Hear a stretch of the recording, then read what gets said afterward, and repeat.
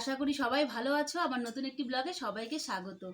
আর এই যে সকাল সকাল দেখো, সকাল তো না, এখন অনেকটা বেলা হয়ে গেছে। আর এই যে এখন সকালের খাবার খাচ্ছি। আর বরকে হলো তোমাদের হলো ছোলার ঘুগনি করছিলাম, ওটা করে পাঠিয়ে দিয়েছি। আর এখন যে ওদেরকে খাইতে দিচ্ছি। এটা আমার হলো জায়ের মেয়ে, মানে আমার যা আজকে গেছে হলো, মানে জায়ের মা আসছে কিছুদিন ধরে, তো ডাক্তার দেখাতে গেছে জন্য ও হলো এখন এখানে ও খাচ্ছে হলো ছোলা দিয়ে ঘুগনি দিয়ে, মানে ছোলার ঘুগনি দিয়ে মুড়ি। আর ছেলেকে যে খাওয়াচ্ছি ডাল দিয়ে ভাত, আর এই যে ছোলার ঘুগনিটা নিচ্ছি ওদেরকে খাওয়া দাওয়ায়, তারপর আমি খাবো। আর বাবা আনছে হলো বাটা মাছ, তো ডাটা দিয়ে করতে হবে, তো খাওয়ায় দাওয়ায় তারপরে এদিকে রান্না করতে যাব। তো চলো ওদেরকে আগে খাইয়ে নিই। আর এই যে ভাস্তি, ও না অত ভাতটা অত পছন্দ করে না, এর জন্য বললো কাকিমণি আমি ঘুগনিতে মুড়ি খাবো।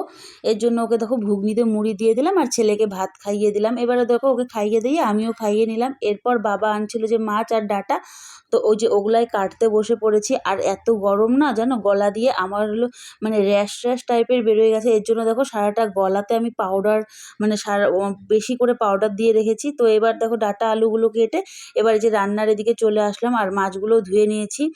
আর এদিকে দেখো তেলটাও আমার গরম হয়ে গেছে, আর অনেকটাও না বেলা হয়ে গেছে।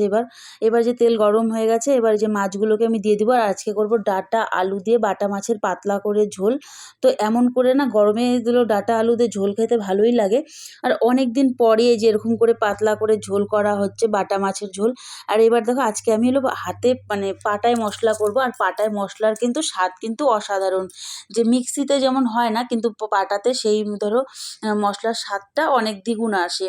তো অনেক দিন পরে এই পাটায় মশলাটা করা হচ্ছে। আর আজকে ভাবলাম যেহেতু অল্পই মশলা লাগবে, বেশি লাগবে না, এর জন্য আমি আজকে পাটাই বাটি। তো দেখো এদিকে মাছটা ভাজা হয়ে গেছে আর আমার মশলা করাও কিন্তু হয়ে গেছে।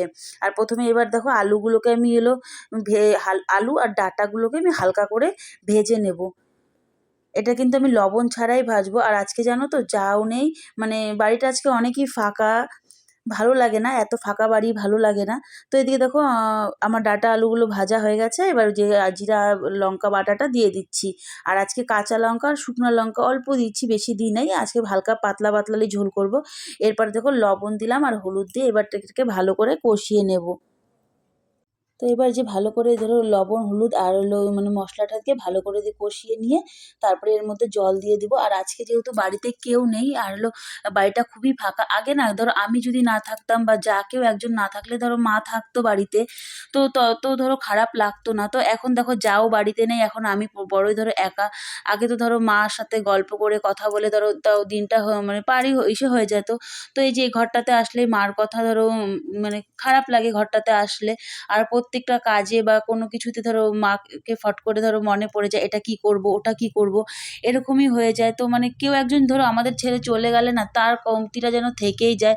সে তার জায়গায় যে সে যত কেউ আসুক না কেন তার মানে কমতিটা থেকেই যাবে। তো এদিকে দেখো সব কাজ হয়ে গেছে আর আমার হলো মাছ রান্নাটাও হয়ে গেছে আর বরমশাইও না চলে আসছিলো। এবার দেখো উঠান ঘর ঝাঁট দিয়ে স্নান করে নেব। আজকের মতো ব্লগটি এখানেই, দেখা হবে একটা অন্য ব্লগ নিয়ে।